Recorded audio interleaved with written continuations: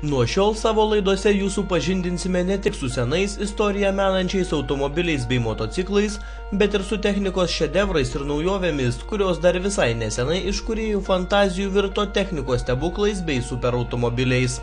Šiandien laidoje jums pristatysime du tokius modelius. Pirmasis tai Maserati Trofeo, automobilis, kurio iškalbingos charakteristikos kalba pačios už save. Trofeo gyvenimas prasidėjo nuo Maserati Cambio Corsa Coupe važiuoklės, kuri suteikė naujam kūriniui dar daugiau sportiškumo. 4,2 litro Maserati V8 formos variklis buvo standartinis, tačiau kai kurie patobulinimai, tokie kaip laisvesnio išmetimo sistema bei kompiuterio perprogramavimas, leido pasiekti naują galingumą – 413 arklio galių.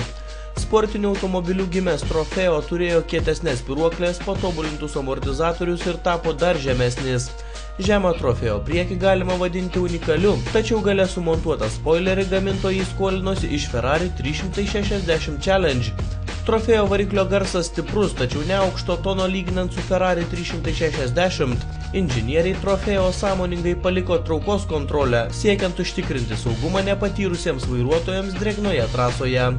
Cambio Corsa 6 laipsnių mechaninė pavarų dėžė įrodo, jog yra pasirengusi būti partneriu, kuris leidžia vairuotojui sutelkti daugiau dėmesio į posūkius ir stabdymą. Tačiau pastebima, kad pavarų dėžės darbas netoks šmaikštus kaip Ferrari Challenge Stradale. Tačiau nepaisant visų pliusų ir minusų, šis automobilis atrodo įspūdingai.